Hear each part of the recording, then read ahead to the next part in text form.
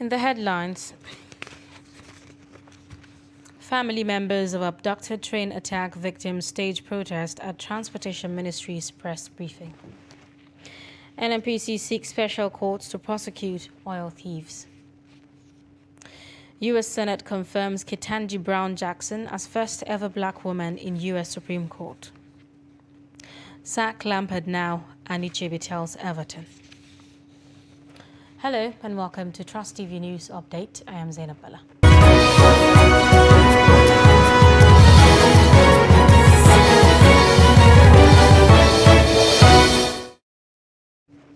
Hello and a warm welcome. Now, family members of the Abuja-Kaduna train attack yesterday protested the abduction of their relatives.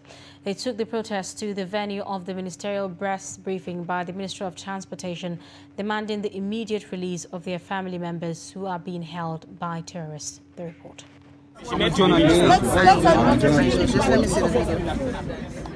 Families of abducted train passengers stormed the press center, venue of the ministerial briefing, holding placards demanding immediate release of their loved ones from captivity.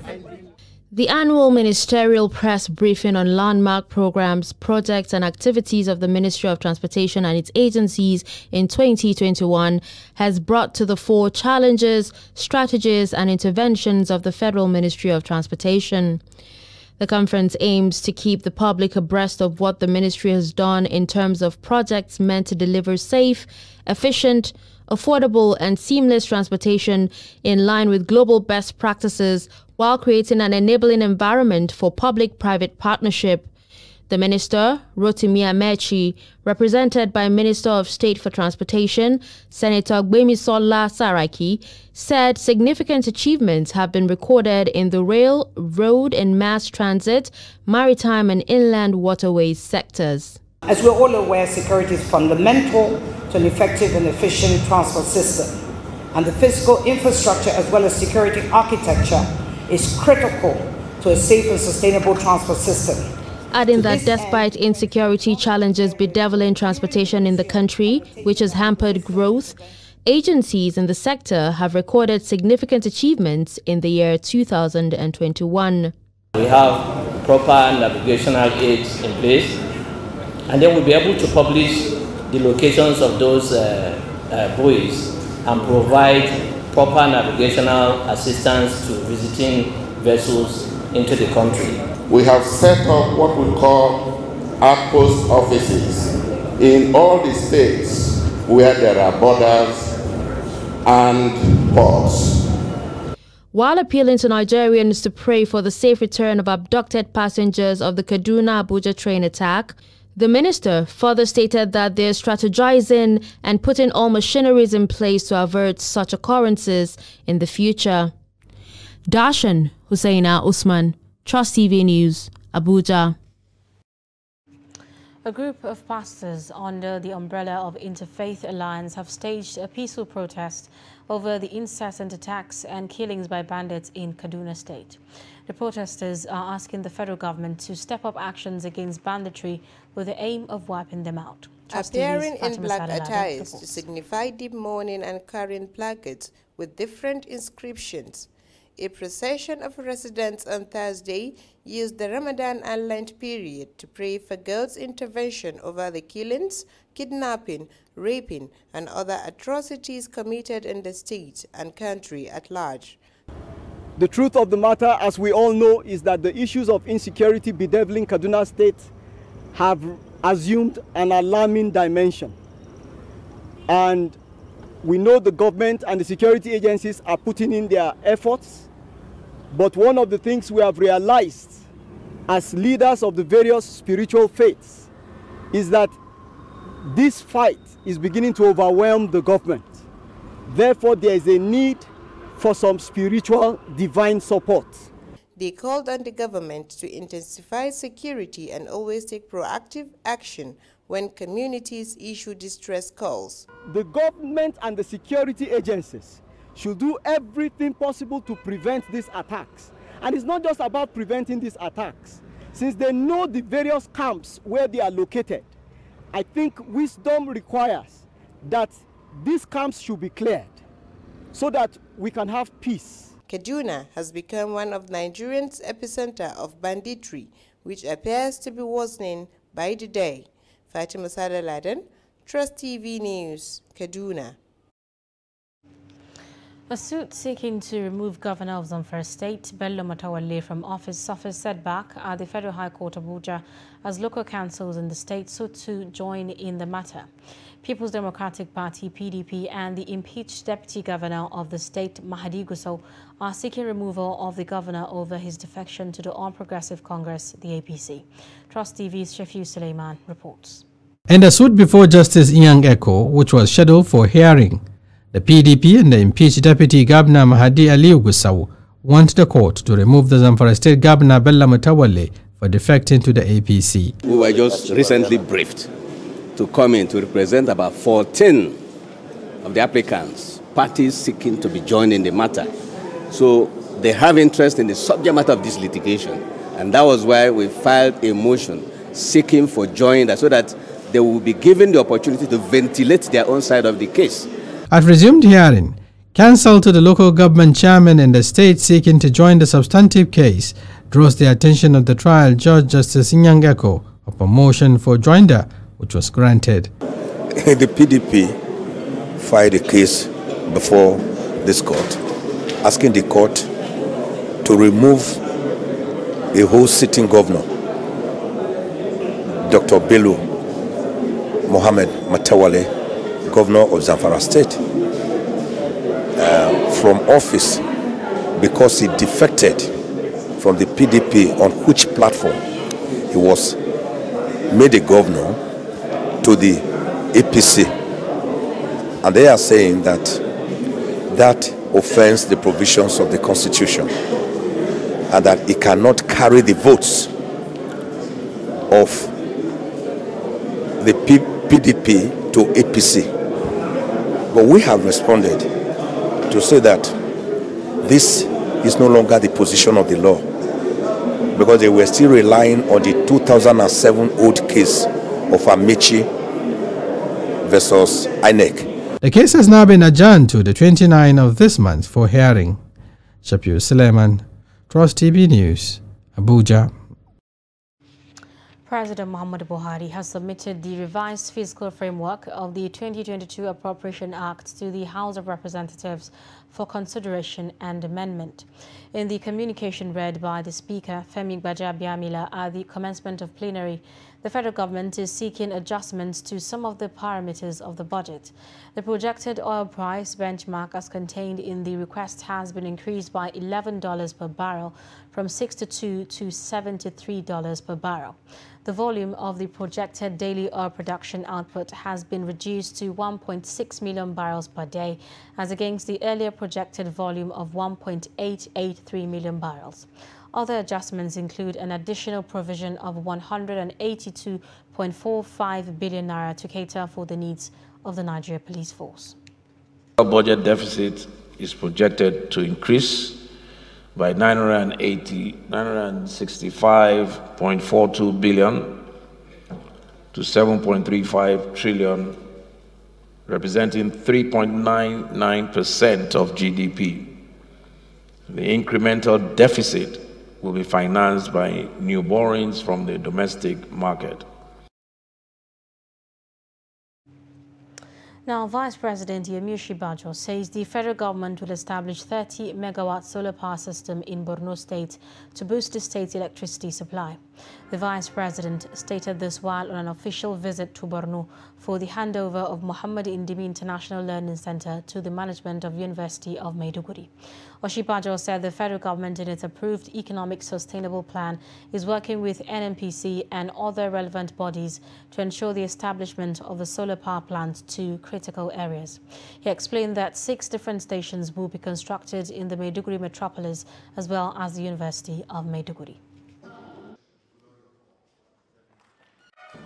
I am pleased to announce that through the Economic Sustainability Plan approved by Mr. President, the NNPC, the REA, and Yola Disco are partnering with my office and the Office of the Governor of Borno State to deploy a 30-megawatt solar power to critical areas of Maiduguri here in the state.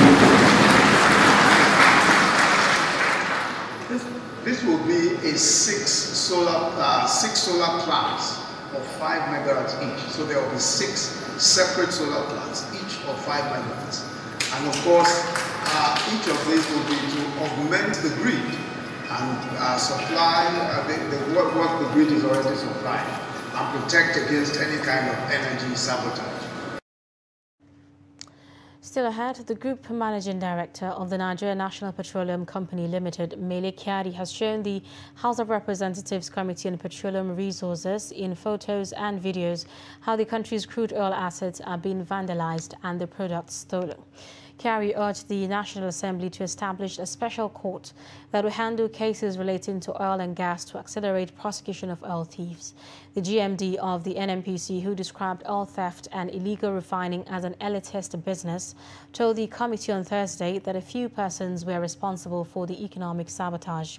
According to the NNPC boss, the Economic and Financial Crimes Commission and the Nigerian Financial Intelligence Unit have also been mobilized to track funds linked to illegal oil businesses.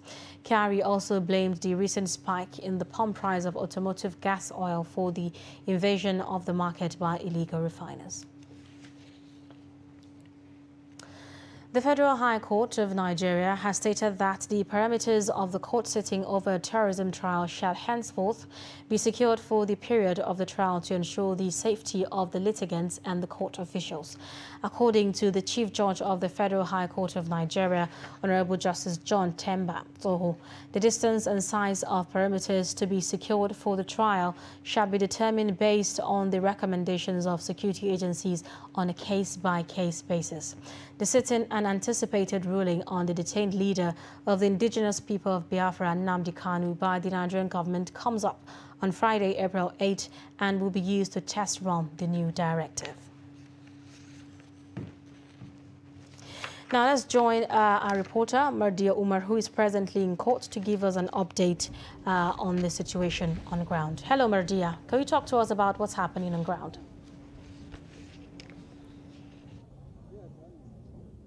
Hello, Zainab.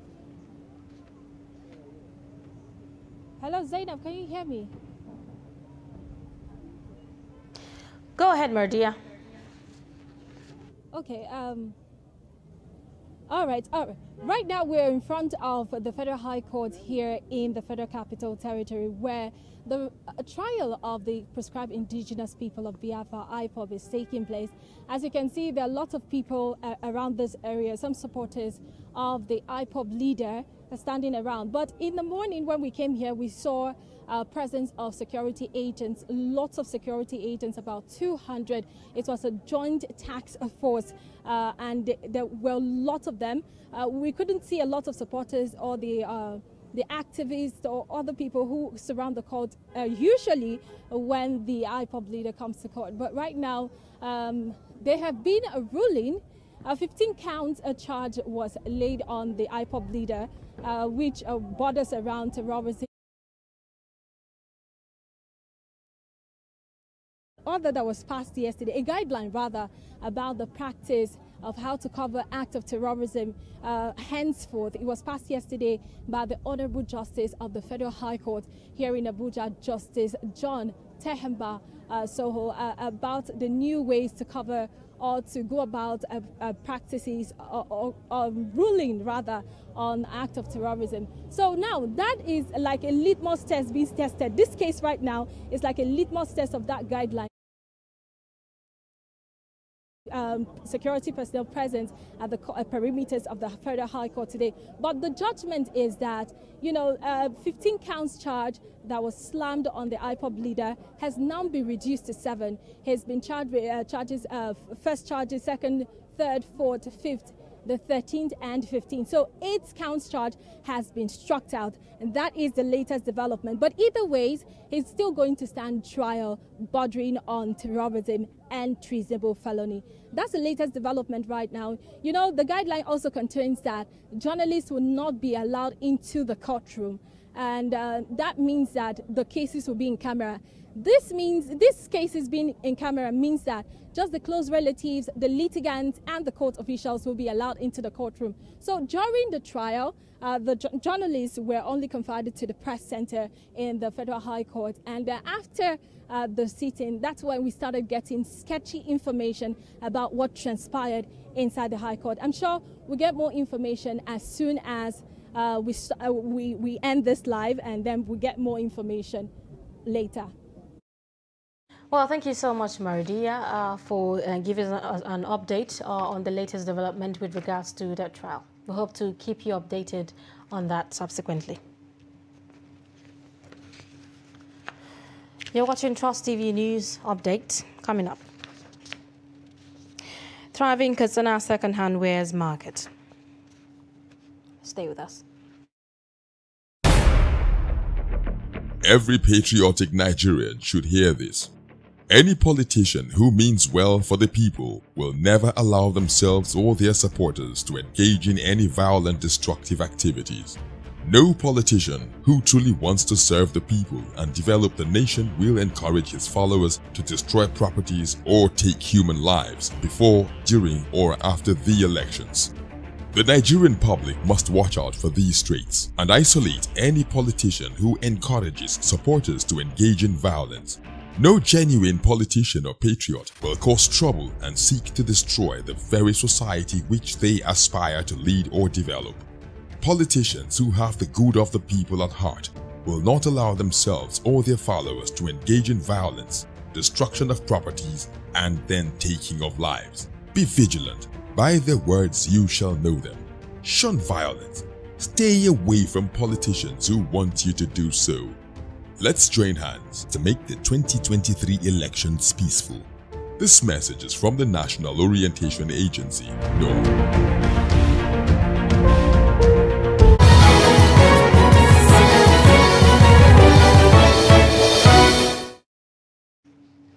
Welcome back. If you are just joining us, this is Trust TV News Update. Here are our top stories.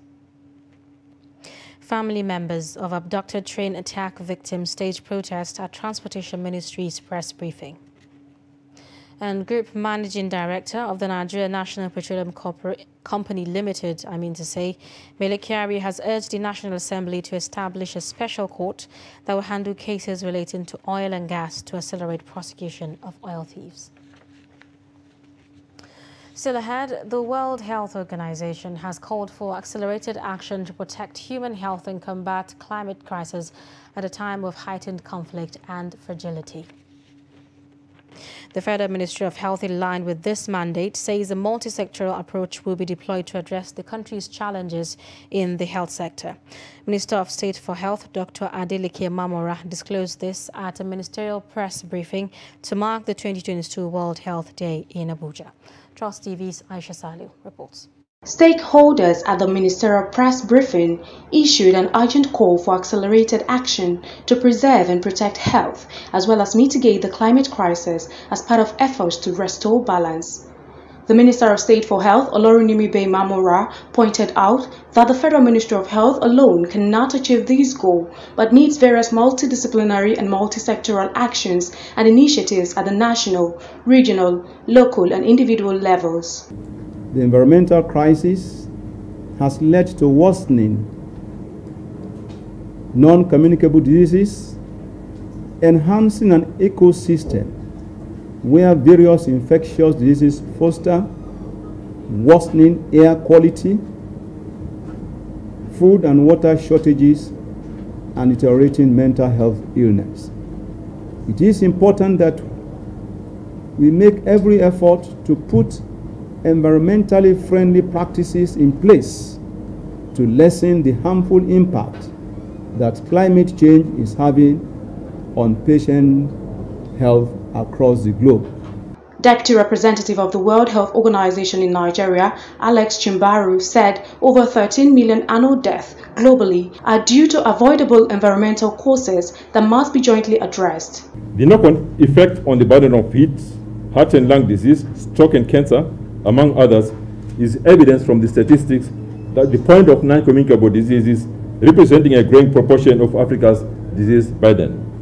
In the African region, non-communicable diseases are said to overtake communicable diseases, maternal, neonatal, and nutritional conditions all combined together.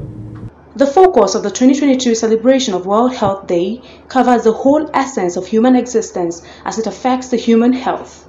Aisha Salihu, Trust TV News, Abuja. Similarly, a non-governmental organization, Caring Hands International, on Thursday offered free medical services to market women and traders in Oshogbo, Osun State, to mark the World Health Day. At the outreach in Aliukodu Market, the group conducted tests on the beneficiaries for early detection and treatment, sensitized them on tips to stay healthy, and referred others to hospitals for further treatment. Hamid Oyegbadi reports. The World Health Day is celebrated on April 7th of every year to raise awareness about the overall health and well-being of people across the world. It is an initiative of the World Health Organization that has been marked since 1948. The theme for this year is Our Planet, Our Health. The Executive Director of Caring Hands International, Ms. Feintola Obilomo, who was represented by the coordinator Eunice Jolason, said the NGO took the medical outreach to the market because majority of the traders rarely make out time to routine health checks.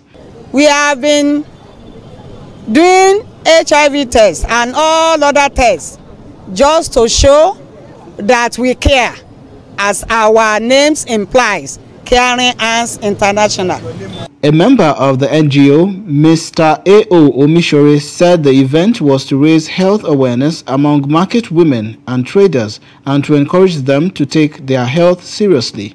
We brought this awareness down to their doorstep. We are presently here in the marketplace, Aliukodu, and we are doing one or two things for them, like BP. We are checking their BP free of charge, their HIV status, and some other health counselings for them. One of the beneficiaries, Tijani Elizabeth, said the program enabled her to know her health status and thanked Caring Hands International for the gesture. Right now I feel so good because this program has been one of the best programs in Healthline that has given many people opportunity to come out for their checkup, especially me, that I don't even have time to go to hospital for my checkup. So I came around today and I did my checkup, and it was very good, it was fun, and I really enjoy myself and I feel so good. Elsewhere, the business of second-hand materials such as mattresses, clothes, shoes and electronics has been thriving in northern Nigeria for decades. Second-hand materials are sourced and transported to the north from Lagos and other cities in southern Nigeria. Mashi Market in Katsina State is one notable destination where used or second-hand materials are sold. Abdullahi Yamadi visits the market and now reports. Once it is market day in Mashi, local people troop to make their choices. Similarly, some people from other parts of northern Nigeria, such as Bauchi, Gombe, Yobe, Adamawa and Jigawa, also patronize the products. Second-hand materials ranging from clothes, shoes, mattresses and electronics are displayed to prospective buyers. Most of the people who patronize these materials are low-income earners. The dealers here make brisk business, as most of the people cannot afford new ones due to the current economic downturn. There is everything in this business. We make money, we take care of our families, and we do everything through this business. In fact, this business brings almost everything. It brings honor, dignity, and economic value to all of us here, you see. It's not our concern. All we are after is the money we are going to make, and most of them, we just wet them. Put water on it without washing. We don't wash these mattresses. We don't wash them. We only put water. Those who patronize these wares give little or no attention to where they come from or the health implication to them. You see, like me now, I came from Jibia. Like me now, I have performed Hajj in Saudi Arabia all through this business. I bought so many houses. I have a lot of houses through this business, and I thank God. But if this trend is allowed to continue, that means a contagious or a contaminated or an infected object could be transported from that region to this region, and that object may be contaminated. And once, you know, tetanus is a disease also that can spread from one person to another. So once you imported this as a disease, that means you have imported something dangerous. And in another case, despite the economic value of this business, observers see the need for government intervention to save people from contracting diseases. Equally, experts appeal to authorities concerned to immediately embark on a vigorous campaign to at least sensitize people on the best ways to handle second-hand materials before use. Abdullahi Ismail, Trust Television News, Katsina. The Industrial Training Fund is partnering the Nasarawa State government to train 70 unemployed youth in welding, fabrication and information technology in the state. The Director General of ITF, Joseph Ari, disclosed this in an interview with journalists shortly after inspecting the newly equipped Wing Commander Abdullah Ibrahim Vocational and Skills Acquisition Center, Lafia, on Thursday. Earlier, the state governor, Abdullahi Sule, pledged to provide the required expertise that would help instructors to transfer knowledge to others for manpower development.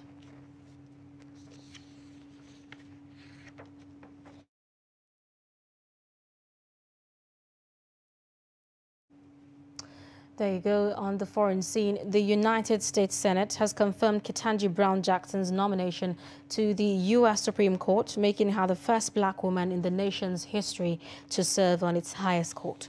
The Senate confirmed Jackson's historic nomination in a 53-47 vote on Thursday afternoon. Beyond breaking barriers as the first black woman on the bench, 51-year-old Jackson also is now only the third black American ever to serve as a Supreme Court justice. Jackson's confirmation process highlighted deep partisan divisions in the U.S., with Republicans seeking to paint the long-time jurist and U.S. Appeals Court judge as a radical, while Democrats stood stoutly behind her. While most Republicans on Thursday voted against her joining the top court, three top senators, Susan Collins of Maine, Lisa Murkowski of Alaska, and Utah's Mitt Romney, voted in favor on Thursday, effectively sealing her nomination in the evenly divided chamber. And in sports, former Everton striker Victor Anichebe has urged the club to sack Frank Lampard following their 3-2 defeat by relegation rivals Burnley on Wednesday. The Clarets came from 2-1 down at halftime to claim victory and are now just 1 point behind the Toffees in the fight for survival. Anichebe slammed the decision to only bring Solomon Parandon in the final minutes, saying Dominic Calvert-Lewin was poor and that Lampard should be sacked as Everton manager. Everton, who next play Manchester United on Saturday, could drop into the relegation zone if they fail to win and Burnley are able to take all 3 points against Norwich a day later. After the final whistle, Anichebe suggested that Everton should go for Sam Allardyce, who didn't endear himself to Everton fans during his 6-month stay at the club from November 2017 to May 2018, though he has a reputation for keeping clubs in the Premier League. And in sports, we wrap up news update. Do not forget to follow us across all our social media platforms. I'm Zainab Bala. Thanks for your time and company.